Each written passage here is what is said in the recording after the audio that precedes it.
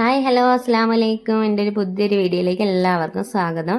ഞാനിന്നൊരു banana കേക്കിൻ്റെ recipe ആയിട്ടാണ് വന്നിട്ടുള്ളത്. ഇത് റെഡിയാക്കുന്നത് ബീറ്ററോ ഓവനോ ഒന്നും ഇല്ലാതെയാണ് കേട്ടോ. അത് മിക്സിയുടെ ജാറിൽ അടിച്ചിട്ടാണ് ഞാൻ ഈ കേക്ക് റെഡിയാക്കിയിട്ടുള്ളത്. ഇത് പക്ഷേ ഭയങ്കര സോഫ്റ്റാണ് കേട്ടോ. അത് ഒരിക്കലും പറയത്തില്ല നമ്മൾ മിക്സിയിൽ റെഡിയാക്കിയിട്ടുള്ള കേക്കാണെന്ന്. അത്രയ്ക്ക് സോഫ്റ്റ് ആയിട്ടുള്ളൊരു കേക്കാണ്. അതെങ്ങനെയാണ് റെഡിയാക്കുന്നതെന്ന് നോക്കാം. ഞാൻ ഒരു ബൗള് മൈദാമാവ് ഒരു അരിപ്പയിലോട്ട് ഇട്ട് കൊടുക്കുന്നുണ്ട്. അതുപോലെ തന്നെ 1 സ്പൂൺ ബേക്കിംഗ് പൗഡറും 1/4 സ്പൂൺ ബേക്കിംഗ് സോഡയും 1 നുള്ളു ഉപ്പും കൂടെ ഇട്ട് കൊടുത്ത് നന്നായിട്ടൊന്ന് അരിച്ചെടുക്കാം.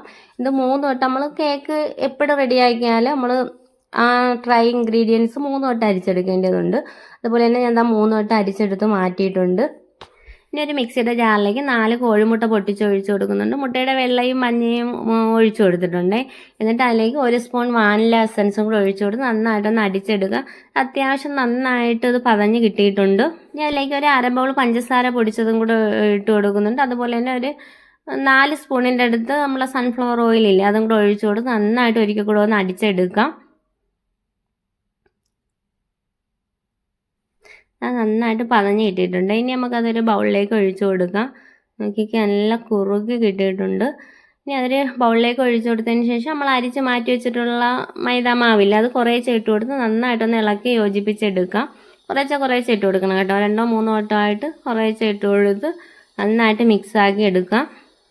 ഇനിയിപ്പോൾ ആരും ബീറ്ററില്ലല്ലേ എന്ന് വിചാരിച്ചിട്ട് കേക്ക് റെഡിയാക്കാൻ മടിച്ച് നിൽക്കേണ്ട. ഉറപ്പായിട്ട് എല്ലാവരും ഒന്ന് ഇത് കണക്ക് മിക്സിയുടെ ജാർ വെച്ചൊന്ന് കേക്ക് റെഡിയാക്കി നോക്കണം കേട്ടോ. നമുക്ക് നല്ല പെർഫെക്റ്റ് അത് കണക്ക് നല്ല സോഫ്റ്റ് ആയിട്ട് നമുക്ക് കേക്ക് കിട്ടും.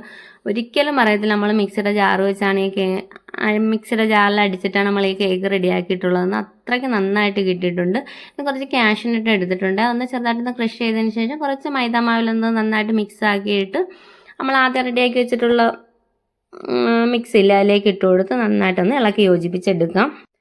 ഇത് അത്യാവശ്യം നന്നായിട്ട് പഴുത്തിട്ടുള്ള 2 നേന്ത്രപ്പഴം എടുത്തിട്ടുണ്ട്. അത് കട്ട് ചെയ്തതിന് ശേഷം ഒരു മിക്സിയുടെ ജാറിലിട്ട് കൊടുത്ത് നന്നായിട്ട് അരച്ച് നല്ല പേസ്റ്റ് ആക്കിയിട്ടുണ്ട്. എന്നിട്ട് നമ്മുടെ മൈദയുടെ മിക്സിയിലേക്ക് ഒഴിച്ചു കൊടുത്ത് നന്നായിട്ടൊന്ന് ഇളക്കി യോജിപ്പിച്ചെടുക്കാം. പഴം എടുക്കുന്ന സമയത്ത് നന്നായിട്ട് പഴുത്തിട്ടുള്ള പഴം എടുക്കണം കേട്ടോ.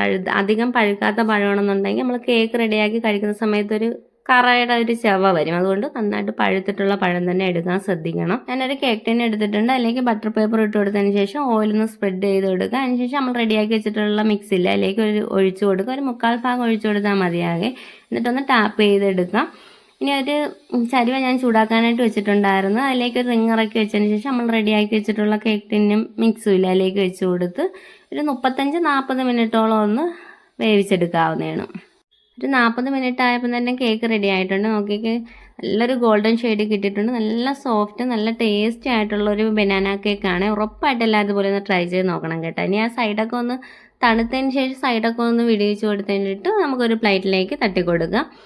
നല്ല സോഫ്റ്റും ടേസ്റ്റിയുമായിട്ടുള്ളൊരു ബനാന കേക്ക് റെഡി ആയിട്ടുണ്ട്. ഉറപ്പായിട്ട് ഒന്ന് ട്രൈ ചെയ്ത് നോക്കണം. നമുക്ക് ബീറ്ററോ ഓവനോ ഒന്നും ഇല്ലാതെയാണ് ഞാൻ ഈ കേക്ക് റെഡിയാക്കിയിട്ടുള്ളത്.